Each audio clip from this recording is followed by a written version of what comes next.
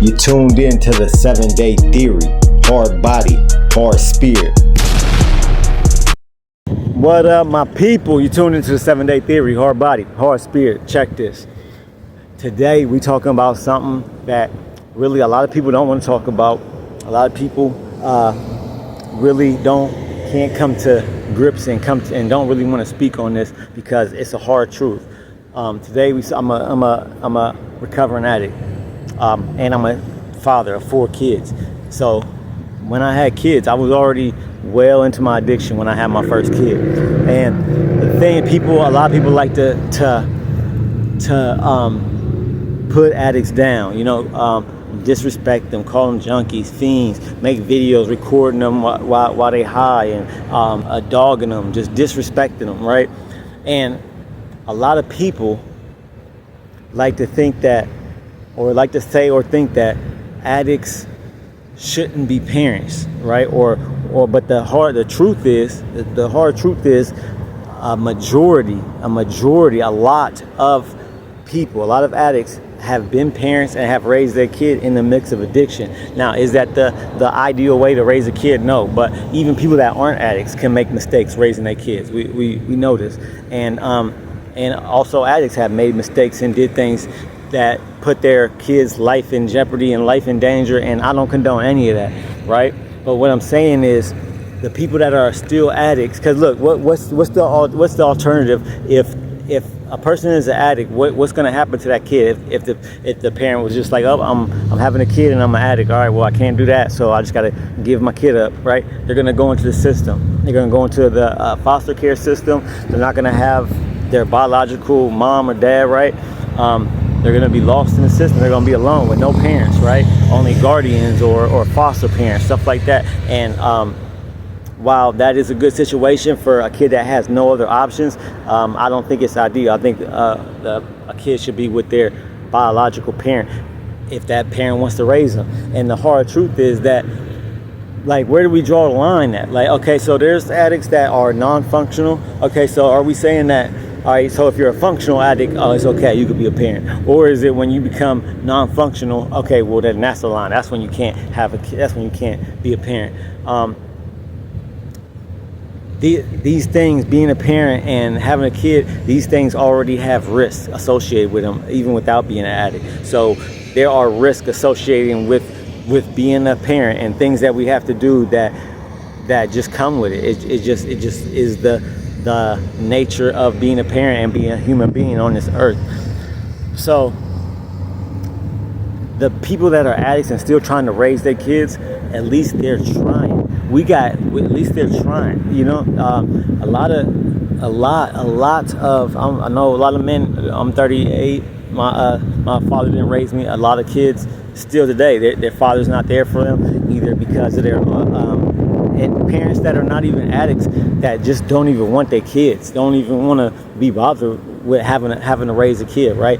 And those are the type of people I have no respect for, no love for, because not only, like, say you have a parent that don't want to be a parent, that don't want a kid, and just plain on just doesn't raise a kid, don't deal with the kid, and doesn't have not addicted to nothing. You don't have no excuse. The only excuse is that you don't want to do it. You don't want to do that is arguably one of the most hardest jobs, but to me, it's the most important job. To me, there's no greater title to a human than that of a parent. To a mom, there's no greater title to a woman than mom. There's no greater title to a man than father, in my opinion.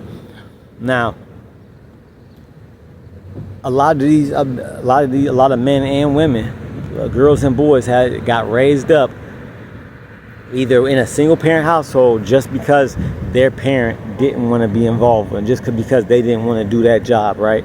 And they feel abandoned. They feel let down. They go through a whole bunch of emotions, not feeling good enough. It really takes a toll on them mentally and emotionally when you have a parent that could be there but is not there.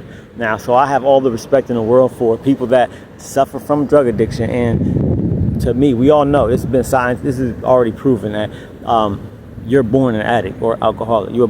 It could be passed down genetically, but and and it's a mental disease. It's not, addiction has nothing to do with whether your will is strong enough, whether your will is weak or strong, or none of that. Willpower does not play a part when you're in active addiction. And Superman, right? Superman, if he was an addict, he'd be just like me. The strongest man, a fictional character, right? It's supposed to be the strongest man in the world, blah, blah, blah. Has all these superpowers. His superpowers couldn't do nothing, would not touch, would not have no effect on the pressures and the hardships of addiction. When if Superman was an addict and his brain was telling him to use, guess what Superman's gonna do? He's gonna use. Now, can he get clean just like other addicts can? Yeah, but this thing is not about. There's been men that have the strongest willpower. I'm talking about the strongest one. This disease took out men way stronger than me, and and people that you would deem maybe weaker or weaker willed than me have gotten clean. So it's not about willpower. This is a spiritual and mental disease, right? It's a spiritual malady, right? So if your spirit is not in the right place, yeah, you can suffer and stay suffering for a long time. But if spiritually, if you get enlightened, if you get in touch with God, in touch with spirituality, you can overcome this disease and you can stay clean. But it has nothing to do with willpower or being weak or strong. It just doesn't. It's been proven.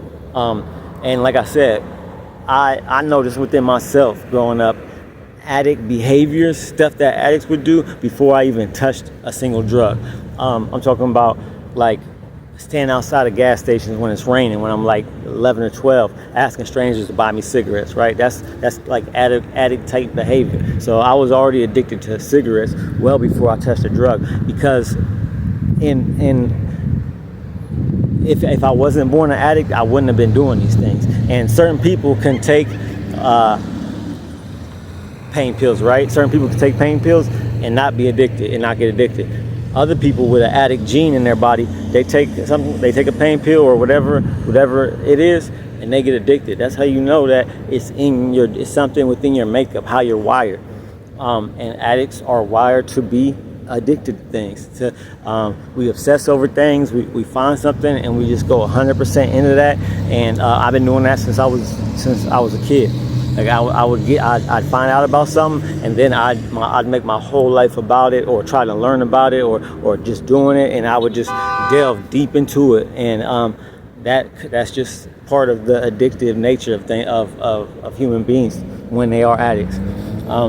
But my hat goes off to any addicts who are addicts and in active addiction or out, that still, despite it all, despite being their brain and their body telling them that they need drugs, and the desperation that it causes for your body and mind to be so desperate for this thing, right? It's almost like your body, when you're hungry and you're starving, it's telling you to eat. You'll try to do or find anything to get some food or to eat.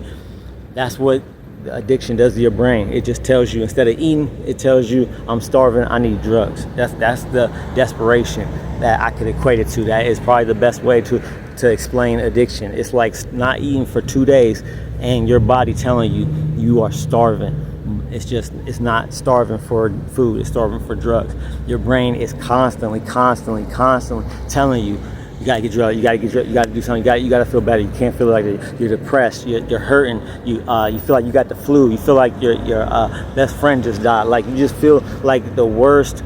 You feel like your mental state is the worst that it's ever been in. And on top of that, you're getting physical symptoms from withdrawal. So you're getting like runny nose, coughing, you can't get up, you're weak, you're fatigued, all of this, right? So you got to deal with all that, and then on top of that, take care of another human being. So I my heart goes out, and I salute people who are still trying, even though they know it's not the best situation, and maybe they're thinking that they can change their situation, but they still try to raise that young boy or that young girl, and because they know that's the right thing to do.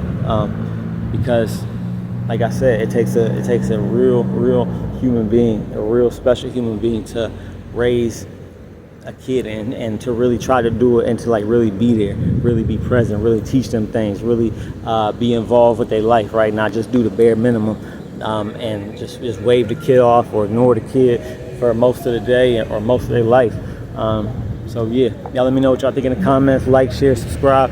We got memberships now, $1.99 a month. Shout out to 3 members: Angela, Reddick, John Paul, my son Demetrius, and shout out to my other kids: Harlow, Aiden, Anthony.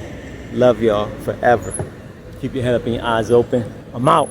You're now listening to the 7 Day